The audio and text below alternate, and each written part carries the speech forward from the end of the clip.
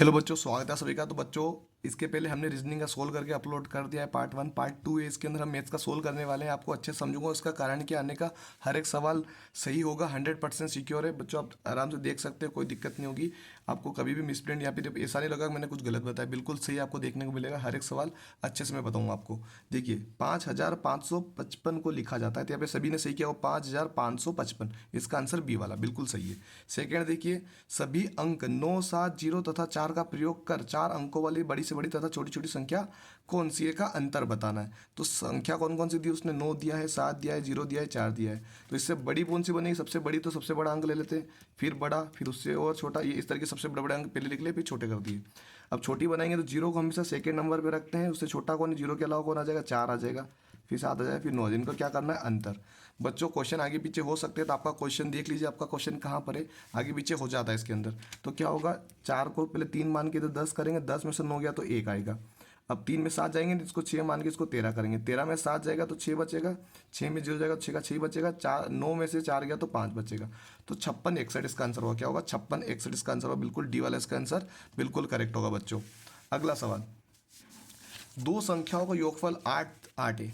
दो संख्याओं का योगफल कितना है, 8 है। मतलब कोई भी दो संख्या उनका योगफल 8 होगा। तो कौन कौन सी दो संख्या हो सकती है, 5 और 3 वही होगी, 8 ही होगी। और 15 गुणनफल कितना है, 15 है। तो 5 15, इन दोनों का 15 हो रहा कि नहीं हो रहा, बिल्कुल हो रहा है। तो इनके युक्त क्रमों का योगफल क्या होगा, इनके युक्त क्रमों का योगफल क्या होता है उनके। ठीक है, तो देखो कभी भी युक्त क्रम का योगफल पूछा जाता है यहाँ पर। तो देखिए यहाँ पर जो संख्या दी गई है, योगफल इसमें, गुणनफल इसमें होता है, इसका आंसर क्या बनता है बच्चों, 8/15 इसका आंसर बनेगा बच्चों। कौन सा बनेगा, 8/15 इसका आंसर होगा, क्योंकि व्युत्क्रमों की बात की गई यहाँ पे।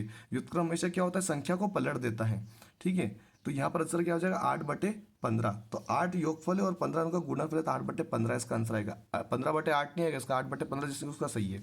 44 में आ जाते हैं। 44 क्या होगा, यहाँ पर महत्तम समार्थक पूछा जाता है बच्चों। तो महत्तम समार्थक क्या होता है, जो यहाँ पे देखो, यहाँ पे कोमा लगा हुआ है, एक यहाँ पे कोमा है, एक यहाँ पर है, और एक ये पीछे। मतलब तीनों में जो सेम संख्या होगी वो कॉमन लेते हैं हम एचसीएफ के अंदर, आपको पता होगा। तो इसमें एचसीएफ में सबसे छोटी घात वाली को लिया जाता है। तो इन दिनों के अंदर देखो, 2, 3 और 5 इसमें भी है, 2, 3, 5 इसमें भी है, 2, 3, 5 इसमें भी है। मतलब 2, 3, 5 वाला ही आंसर बनेगा। बाकी 11 और 18, 11 और 13 इनके अंदर नहीं दिए गए, तो ये आंसर हो नहीं सकता। ठीक है, ये गलत होगा ये वाला। तो जो सबसे छोटी घात है वो लेनी है। इसमें 2 की घात 2 है, बिल्कुल ले लेंगे। इसमें 3 की घात 2 की घात 2, इसमें 2 की घात 3, इसमें 2 की घात 4 है। तीनों में सबसे छोटा कौन है, 2 की घात 2, बिल्कुल ये आएगा। अब इसके अंदर चलते हैं, 3 की घात 3 है, इसमें 3 की घात 2 है, 3 की घात 4, 3 की घात छोटी है, तो 3 की घात 2 को ले लेंगे। इसमें 5 की घात 5 है, इसमें 5 की घात 2 है, इसमें केवल 5 है, तो 5 ले लेंगे सबसे छोटा। लस में बड़ी घात लेते हैं और इसमें छोटी घात लेते हैं, तो इसमें आ जाएगा आंसर डी वाला। इसका आंसर क्या होगा, डी। अगला सवाल है 45 वाला, यदि 3 क्रमागत संख्याओं का योगफल 15 है तो बीच वाली संख्या का वर्ग होगा। वर्ग यानी उसी का उसी में गुणा। तो 3 क्रमागत संख्या कौन सी हो जाएगी बच्चों, देखिए उनका योग कितना होना चाहिए, 4 + 5 + 6, 3 क्रमागत है, लाइन से इनको जोड़ेंगे तो 6 और 4 10, 10 और 5 15 हो रहा कि नहीं हो रहा, 15 हो रहा है तीनों को जोड़ने पर। उसने पूछा कि बीच वाली कौन है, 5 है। तो 5 का स्क्वायर क्या होता है, 5 का वर्ग होता है 5 में 25, का आंसर आ जाएगा 25, ये इसका आंसर होगा।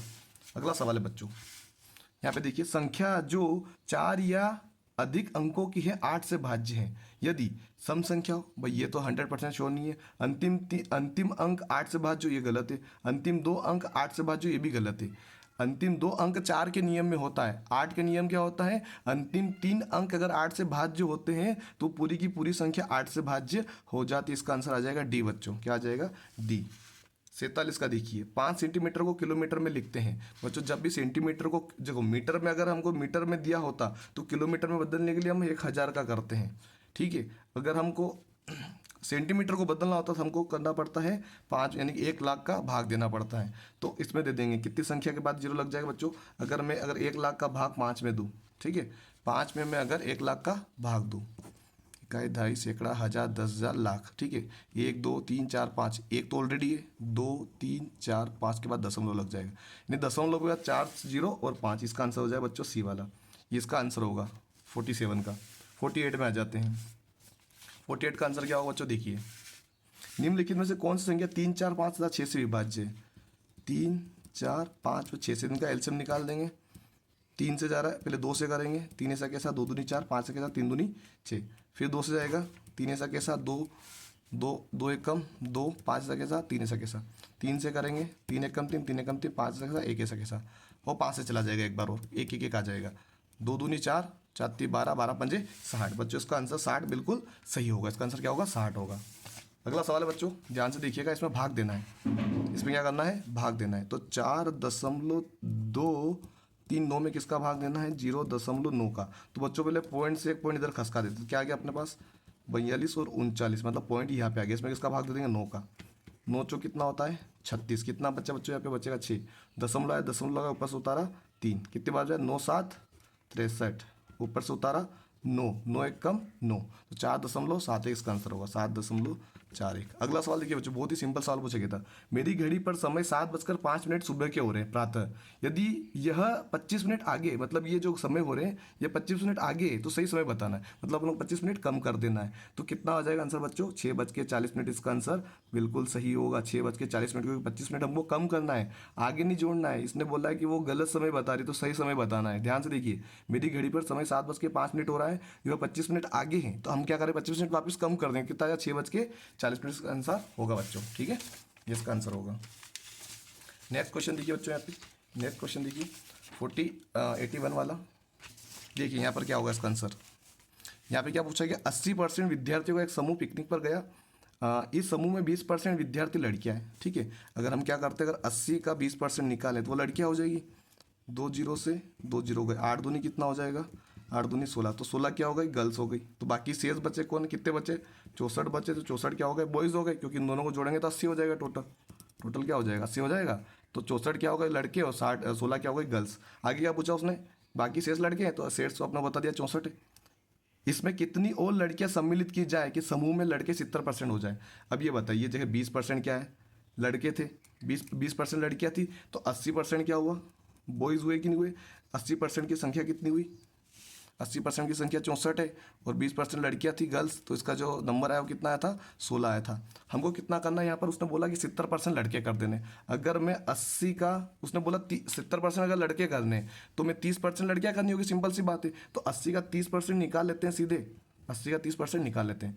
2 जीरो से 2 जीरो, 8 दिया कितना हो गया, 24 हो गया। तो 24 लड़कियां होनी चाहिए, तो अपने पास पहले से 16 है, बिल्कुल 16 है। 16 में कितना जोड़ूंगा, 24 हो जाएगा। 16 में अगर मैं 8 जोड़ दूंगा तो 24 होगा कि नहीं होगा, इसलिए अपना आंसर क्या हो जाएगा, 8 हो जाएगा बच्चों। ठीक है, 8 हो जाएगा बच्चों। इस क्वेश्चन में भी डाउट है, इसको मैं बाद में सोल्व कर दूंगा, या फिर इसमें हो सके इसमें कुछ मिस्टेक हो सकती है सवाल में, या फिर मैं कुछ गड़बड़ी कर रहा हूँ, इसलिए सॉल्यूशन में टाइम लग रहा है। तो इसको मैं पिन कमेंट कर दूंगा, लास्ट में इसका आंसर डाल के डिस्क्रिप्शन में डाल दूंगा, फिर कमेंट में पिन कमेंट कर दूंगा। ठीक है, 53 में आ जाते हैं। 53 का सवाल देखिए, 53 का सवाल क्या है, रहीम ने दिनेश से 10 अंक अधिक प्राप्त किए। रहीम ने दिनेश से, मतलब दिनेश का अगर एक्स है, दिनेश क्या है, एक्स है, D4 दिनेश, तो रहीम का कितना हो जाएगा, 10 अंक ज़्यादा है, तो x + 10 हो जाएगा। सिंपल। आगे देखिए, जॉर्ज ने रहीम से 25 अंक कम प्राप्त किए। जो जॉर्ज है, J4 जॉर्ज, रहीम से कितने कम प्राप्त किए, अगर उसका तो ये अंक हो रहा है, उसका तो ये है ना, x + 10 ये उसका है। ठीक है, रहीम का कितना है, x + 10 ही होगा ना, इसमें से कितना कम करेंगे हम, 25 कम करेंगे। सिंपल सी बात है, क्योंकि उसने क्या बोला था, रहीम ने दिनेश से 10 अंक अधिक प्राप्त किए, तो रहीम का x लिखा, x का 10 हो गया। तो ये इन दोनों का पूरा, अगर जो भी आंसर आएगा वो x होगा, वो दिनेश का होगा। जो भी आंसर में x जोड़ेंगे वो क्या हो जाएगा, किसका हो जाएगा, रहीम का हो जाएगा। और इसमें जोड़ के 25 घटा देंगे वो किसका हो जाएगा, जॉर्ज का हो जाएगा। तीनों को इस तरीके से बना लिया है। उसने बोला कि इन तीनों का जो योग है, सभी तीनों अंकों का योग 235 है, यानी मैं इन तीनों को जोड़ूँ, x + 10 +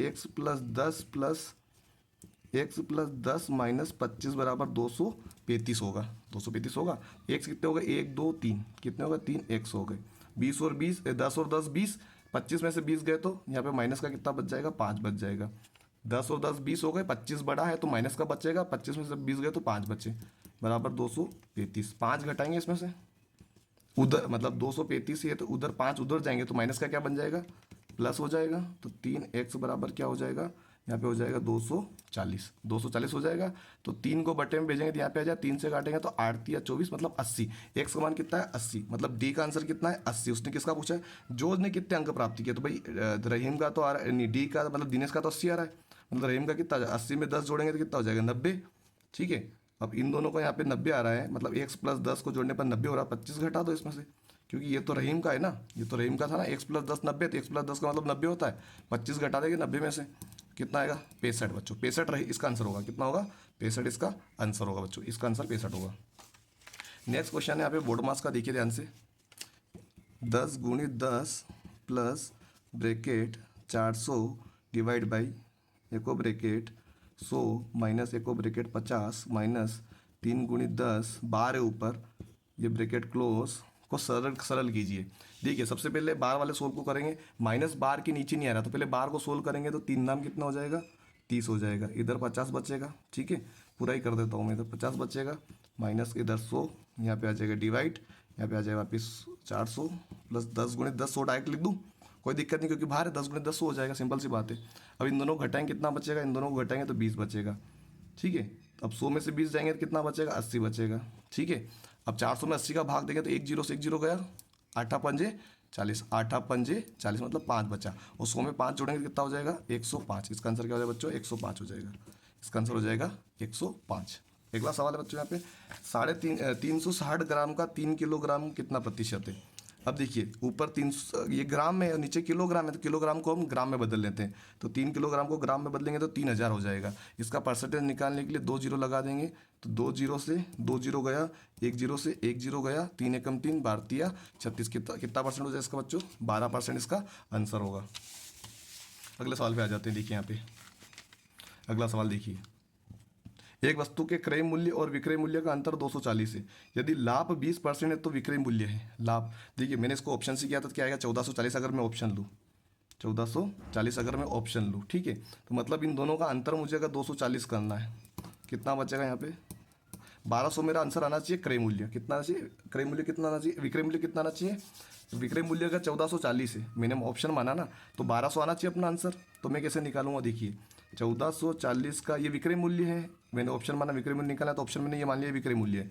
इसका अगर मैं विक्रय मूल्य वापस से क्रय मूल्य निकालूं, कितना 20% लाभ था ना, तो 20% लाभ पे तो 120 कर देंगे, 1 जीरो से 1 जीरो गया, 12 से 12 बार में 144 आता है, और 12 का गुणा 100 में करूँगा तो 1200 आ जाएगा। तो मतलब बिल्कुल सही जा रहा है इसका आंसर, क्या है दोनों का अंतर भी आ रहा है 240, 1200 1440 का अंतर कितना हो रहा है 1440 और 1200 अंतर 240 बिल्कुल हो रहा था। आंसर कौन सा आ जाएगा अपना, ये बी वाला आंसर हो जाएगा इसका, ठीक है। नेक्स्ट क्वेश्चन है बच्चों अपना,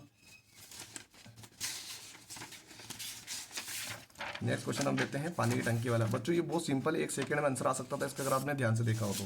देखिए इसका आंसर 1 सेकंड में कैसे आ रहा है, देखिए यहाँ पे पूछा गया, पूरा घुमा फिरा के पूछा गया। यहाँ पे देखिए लंबाई चौड़ाई ऊंचाई सब दे दी, यहाँ पे जो उसने जो ऊंचाई दी है, टंकी का काम है ऊंचाई, और यहाँ पे उसने बोला पानी की टंकी की ऊंचाई 6 मीटर तक भरी हुई है, मतलब टोटल 9 है, 9 में से 6 भरी हुई है, ठीक है। मतलब 2/3 भाग तो वो भरी हुई है ना, काटेंगे तो क्या आएगा 2/3।